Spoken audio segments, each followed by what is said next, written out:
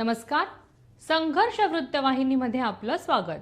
घेऊया ठाणे आणि आसपासच्या परिसरामधील घडणाऱ्या महत्त्वाच्या घडामोडींचा आढावा. पूर्वीप्रमाणे सण साजरे केले जात नाही, ते साजरे व्हायला हवेत. या सणातून जीवन किती सुंदर आहे हे कळतं. विशेषतः विशेष मुलांना सुद्धा या सणाचा आनंद घेता यावा, त्यातून त्यांचे जीवन सुंदर होईल असं मत बिग बॉसमधील अभिनेता पंढरीनाथ कांबळे यांनी व्यक्त केलं. पॅडी कांबळे यांनी विशेष मुलांच्या दिवाळी कार्यक्रमामध्ये हा संदेश दिलाय. ठाण्यातील दादोजी कोंडदेव स्टेडियम येथे विशेष मुलांसाठी काम करणाऱ्या जिव्हाळा ट्रस्ट ठाणे या संस्थेने दिवाळी सोहळ्याचं आयोजन केलं होतं. त्यावेळी उपस्थित पॅडी अर्थातच पंढरीनाथ कांबळे यावेळी बोलत होते. त्यावेळी त्यांनी विशेष मुलांशी संवाद साधला. त्यांनी फराळ भरवून त्यांच्या हातून फराळ खात आपला आनंद द्विगुणित केला आणि इतरांचा देखील आनंद यावेळी त्यांनी द्विगुणित केला.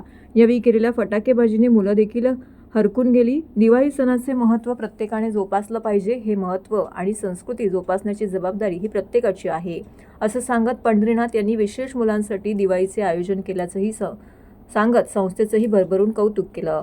या उपक्रमाचे अंदाजे हे 18वे वर्ष होतं. तर दिवाळीनिमित्त परिसरात रांगोळ्या काढण्यात आल्या होत्या. त्यामुळे वातावरणात मांगल्य निर्माण झालं होतं. मुलं आणि पंढरीनाथ कांबळे यांच्यात सुरू असलेल्या गमती जमतीत मुलांच्या पालकांनीही सहभाग घेतला होता. यावेळी मुलांच्या आणि त्यांच्या पालकांच्या चेहऱ्यावरील आनंद हा पाहण्यासारखा होता. अशा प्रकारे जिव्हाळा ट्रस्ट ठाणे यांच्या वतीने विशेष अशी दिवाळी विशेष मुलांसोबत साजरी करण्यात आली. मेघाला सांग. हो ताई, तुम्ही पण खाली बसा ना सगळ्यांनी, म्हणजे ते खराब दिसतं ना, कट होतं. हो ताई,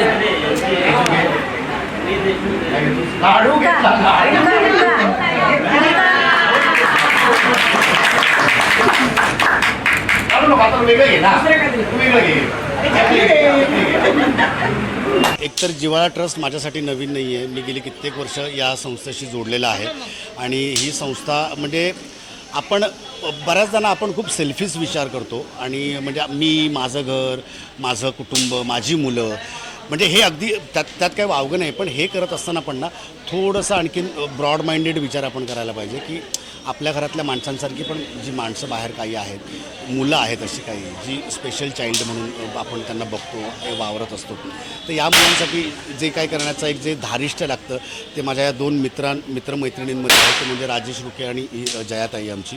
कारण जवळजवळ किती वर्ष चालले ताई आपलं हे 18 वर्षापासनं त्यांनी हे शिवधनुष्य पेललेलं आहे आणि उत्तम प्रकारे पेललेलं आहे. कधी मुलं कमी असतात, कधी जास्त असतात, पण त्यांची जी जिद्द आहे या मुलांना चांगल्या चांगल्या गोष्टी शिकवायची किंवा समाजात त्यांना नॉर्मल माणसांसारखं लोक कसं ॲक्सेप्ट करतील या गोष्टींसाठी ते यासाठी नेहमी प्रयत्न करत असतात. आणि मला असं वाटतं की आपण खूप म्हणजे बऱ्याचदा छानचौकी हल्लीचा लाईफस्टाईल खूप बदललेला आहे. आपण मॉल्समध्ये जातो, आपण आणखीन वेगवेगळ्या दुकानात जातो. खूप गरज नसताना बऱ्याच गोष्टी म्हणजे डीमार्टमध्ये गेल्याच्यानंतरसुद्धा आपल्याला दिसलं, आवडलं म्हणून घेतलं, त्याची गरज किती आपल्याला माहिती नाही. पण गरजेच्या वस्तू तुम्ही खरेदी करा आणि जे तुमचे उरलेले पैसे आहेत म्हणजे 1 रुपयातले तुम्ही 1 पैसा, 2 पैसा, 4 आणे, 8 आणे जे काय असतील ते अशा पद्धतीच्या तुम्ही समाजकार्यासाठी त्याचा उपयोग करा. नमस्कार. प्रथम सगळ्यांना दिवाळीच्या खूप खूप शुभेच्छा. जिव्हाळा ट्रस्ट ठाणे गेली 18 वर्ष इथे दादोजी कोंडदेव स्टेडियममध्ये कार्यरत आहे. या 18 वर्षाच्या पुढच्या मुलांसाठी ही कार्यशाळा आम्ही घेतो. या कार्यशाळेमध्ये विविध प्रकारचं प्रशिक्षण त्यांना दिलं जातं. त्यामध्ये प्रामुख्याने आम्ही पेपर प्लेट, पेपर बाऊल, अगरबत्ती मेकिंग अशा प्रकारचं रेग्युलर प्रोडक्ट आहे. आणि सणवारानुसार आम्ही राखी बनवणं किंवा दिवाळीनिमित्ताने मातीच्या पंत्या बनवणं, मेणाच्या पंत्या बनवणं असे वेगवेगळे हे वस्तू मुलांकडून बनवून घेत असतो आणि मुलांना त्यात खूप आनंद मिळतो ते करताना. आणि दिवाळीनिमित्त हा दरवर्षी आम्ही कार्यक्रम घेतो आणि पंढरीनाथ कांबळे पॅडी सर आपल्याला नेहमी सहकार्य करत असतात. ते यावर्षीसुद्धा त्यांनी त्यांचा अमूल्य वेळ काढून ते इथे आलेत. त्याबद्दल त्यांचे आभारी आहोत आम्ही. आणि मुलांना खूप खूप आनंद झालेला आहे. महाराष्ट्रातील भगिनींना आधार देणारी राज्य शासनाची मुख्यमंत्री माझी लाडकी बहीण योजना. या योजनेअंतर्गत अल्प उत्पन्न गटातील 21 ते 65 वयोगटाच्या भगिनींना मिळणार दरमहा 1500 रुपयांची मदत. अर्ज करण्यासाठी 31 ऑगस्ट 2024 पर्यंत मुदतवाढ. कुटुंबाचं वार्षिक उत्पन्न 2.5 लाख रुपयांपेक्षा कमी असलेल्या महिला पात्र. कुटुंबाकडे पिवळं किंवा केशरी रेशन कार्ड असल्यास उत्पन्नाचा दाखला आवश्यक नाही. पांढरं रेशन कार्ड असेल किंवा रेशन कार्ड नसेल तर कुटुंबाचं वार्षिक उत्पन्न 2.5 लाखांपेक्षा कमी असल्याचा दाखला आवश्यक. योजनेसाठीचा ऑनलाईन अर्ज नारी शक्ती दूत ॲपवरून किंवा पोर्टलवर भरता येईल। ज्या भगिनींना ऑनलाईन अर्ज भरता येत नसेल त्यांच्यासाठी अंगणवाडी, ग्रामपंचायत, वॉर्ड ऑफिस, सेतू सुविधा केंद्रामध्ये किंवा आशाताई बचत गटाच्या CRP यांची मदत उपलब्ध। आता आपल्याला अभिमानानं म्हणता येईल, सुखी आणि सुरक्षित आहे माझी लाडकी बहीण।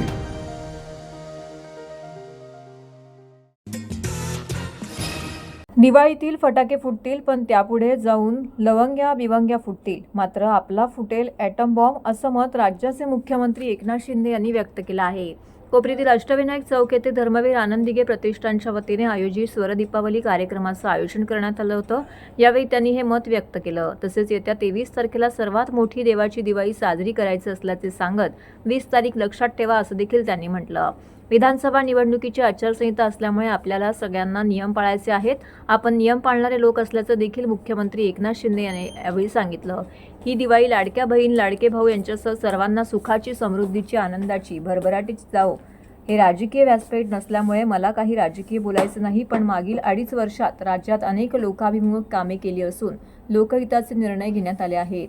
अगदी शेतकरी, कष्टकरी, कामगार, आता भगिनी, ज्येष्ठ सगळ्यांना सर्वस्पर्शी निर्णय आपण घेतले आहेत। याचं समाधान आणि आनंद वाटत आहे। तुम्ही मला आमदार केले, त्यामुळे मी मुख्यमंत्री होऊ शकलो। त्यातूनच हे वेगवान निर्णय घेण्याची संधी मला लाभली असल्याचं देखील शिंदे यांनी यावेळी म्हटलं।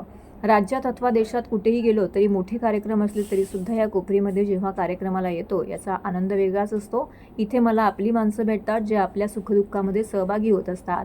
स्वर दीपावली कार्यक्रमात खासदार नरेश म्हस्के, खासदार श्रीकांत शिंदे, शिवसेनेचे सचिव संजय मोरे, माजी नगरसेवक विकास रेपाळे, माजी नगरसेवक सुधीर कोकाटे यांसह कोपरी पाचपाकडी विधानसभा क्षेत्रातील इतर पदाधिकारी आणि कार्यकर्ते येथे उपस्थित होते।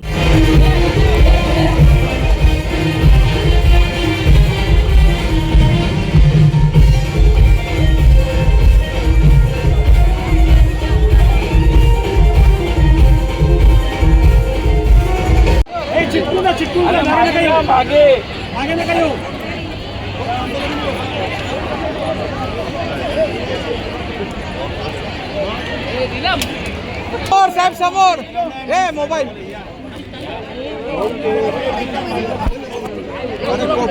शिवाजी महाराज की जय भवानी। सगळ्यांना दिवाळीच्या खूप खूप शुभेच्छा। आता आचारसंहिता असल्यामुळे आपल्याला सगळ्यांना नियम पाळायचे, नियम पाळणारे लोक आपण आहोत आणि त्यामुळे ती दिवाळी, नवीन वर्ष तुम्हा सगळ्यांना सुखाचं, समृद्धीचं, आनंदाचं, भरभराटीचं जावो आणि माझ्या लाडक्या बहिणींना देखील अतिशय आनंदमय जावो। लाडक्या भावांना पण मी पाहिलं प्रत्येक कार्यक्रमामध्ये कालच्या देखील लाडक्या बहिणींची संख्या खूप होती, लाडके भाऊही होते, ज्येष्ठही होते, सगळे होते आणि तुम्ही मला आमदार केलं म्हणून मी मुख्यमंत्री झालो। याचा सदैव मला गर्व, अभिमान आहे, कारण राज्यात, देशात कुठेही गेलो, किती मोठे कार्यक्रम असले तरी सुद्धा या कोपरी ठाण्यामध्ये जेव्हा कार्यक्रमाला येतो त्याचा वेगळा आनंद असतो आणि आपली माणसं भेटतात जे आपल्या सुखदुःखामध्ये सहभागी होत असतात। आणि म्हणून मी आपल्याला एवढंच सांगतो, जास्ती का बोलत नाही, परंतु आपल्याला शुभेच्छा देत असताना ही दिवाळी आपल्याला सगळ्यांना सुखाची, समृद्धीची तर जाईलच, परंतु पुढची येणारी दिवाळी यापेक्षा 100 पटीने सुखाची, समाधानाची, आनंदाची जाईल अशा प्रकारचं काम या ठिकाणी करण्याची संधी आणि आशीर्वाद आपले पाठीशी आहोत एवढंच आपल्याला सांगतो। पुन्हा राष्ट्रीय हरित लवादाच्या आदेशानुसार ठाणे महानगरपालिका क्षेत्रात केवळ हरित फटाके वाजवण्याची परवानगी आहे. त्यामुळे नागरिकांनी त्यांचं पालन करून प्रदूषणमुक्त दिवाळी साजरी करावी असं आवाहन ठाणे महानगरपालिका आयुक्त सौरभ राव यांनी केलं आहे. सर्व ठाणेकरांना सणाच्या निमित्ताने शुभेच्छा देतानाच आरोग्याची खबरदारी घेण्याचं आवाहनही राव यांनी यावेळी केलं. सणाच्या काळामध्ये सकाळी 6 ते 8 आणि रात्री 8 ते 10 या काळात हरित फटाके फोडण्याची परवानगी आहे. प्रदूषणमुक्त सण साजरा करून नागरिकांनी स्वतःसोबतच प्राणी, पक्षी, झाडे यांचंही फटाक्यांच्या दुष्परिणामांपासून बचाव करावा असं आयुक्त राव यांनी म्हटलंय. या संदर्भातील आवाहन करणारे जनजागृती फलक महापालिका क्षेत्रामध्ये लावण्यात आलेले आहेत. महाराष्ट्र प्रदूषण नियंत्रण मंडळाने दिलेल्या मार्गदर्शन सूचनानुसार नागरिकांनी हरित फटाके फोडतानाही काळजी घ्यावी. फटाके फोडताना सिंथेटिक कपड्यांऐवजी सुती कपडे परिधान करावे. मोकळ्या जागेत फटाके फोडावेत. फटाके फोडताना पाणी आणि वाळू यांचा साठा जवळपास ठेवावा. फटाके फोडताना लहान मुलांकडे विशेष लक्ष द्यावे. तसेच ज्येष्ठ नागरिक, रुग्ण यांना त्रास होणार नाही याचीही काळजी घ्यावी. लोकाश्रमचे अभिषेक राणे यांच्या वतीने दिवाळी पहाट या सोहळ्याचं आयोजन करण्यात आलेलं आहे. अष्टविनायक चौकामध्ये दरवर्षीप्रमाणे यंदाही या सोहळ्याचं आयोजन करण्यात आलेलं आहे. महाराष्ट्र गौरवगाथा, महाराष्ट्र महान संस्कृतीच्या महान कलाविष्कार या ठिकाणी सादर करण्यात येणार आहे. या कार्यक्रमाचे आकर्षण ठरणार आहे त्या अभिनेत्री प्राजक्ता माळी आणि अभिनेता सिद्धार्थ जाधव यांची या कार्यक्रमास प्रमुख उपस्थिती लाभणार आहे. त्याचबरोबर रश्मी अनपट, आश्मिक कामटे आणि कविश शेट्टी यांची देखील या ठिकाणी उपस्थिती लाभणार आहे. त्याचबरोबर या कार्यक्रमामध्ये सहभागी होणाऱ्या नागरिकांना आकर्षक अशी बक्षिसं देखील दिली जाणार आहेत. विविध प्रकारची गाणी या ठिकाणी सादर केली जाणार आहेत. त्याचबरोबर नृत्याविष्कार देखील या ठिकाणी नागरिकांना, त्याचबरोबर सादर होणाऱ्या नृत्याविष्काराचा देखील नागरिकांना या ठिकाणी आनंद घेता येणार आहे. तर या संपूर्ण कार्यक्रमाविषयीची माहिती आयोजक डॉक्टर अभिषेक राणे यांनी दिली आहे. नमस्कार, मी डॉक्टर अभिषेक आत्माराम राणे, लोकाश्रम अष्टविनायक चौक कोपरी इथून बोलतोय. माझं समस्त ठाणेकरांना आव्हान आहे की येत्या 31 तारखेला गुरुवार दिनांक 31 तारीख सकाळी 7 वाजता आपण दिवाळी पहाट या कार्यक्रमाचं आयोजन केलेलं आहे. तरी आपण सर्वांनी आपल्या परिवाराला आणि आपल्या मित्रपरिवाराला घेऊन या ठिकाणी आपली उपस्थिती बजावून या कार्यक्रमाची शोभा वाढवावी अशी मी तुम्हाला सगळ्यांना विनंती आणि आग्रहाचं आमंत्रण करतो. मराठी सिनेसृष्टीतली अभिनेत्री प्राजक्ता माळी या ठिकाणी येणार आहे. आपला एनर्जेटिक बॉम्ब सिद्धार्थ जाधव या ठिकाणी येणार आहे. आपल्या मालिकांमधून घराघरात पोहोचलेली रश्मी अनपट या ठिकाणी येणार आहे. एक उत्कृष्ट दर्जाचा डान्सर, महाराष्ट्र भूषण, बालगंधर्व पुरस्कार विजेता आश्मिक या ठिकाणी येणार आहे. आणि साऊथ इंडस्ट्रीमधले काही कांतारा पिक्चर आणि अशा मूव्हीजमध्ये काम केलेले साऊथचे काही सेलिब्रिटीज या ठिकाणी येणार आहेत. तर हे होतं संघर्ष वृत्तवाहिनीचं आजचं बातमीपत्र. उद्या पुन्हा भेटू याच वेळी याच ठिकाणी ताज्या घडामोडींसह. तोपर्यंत नमस्कार.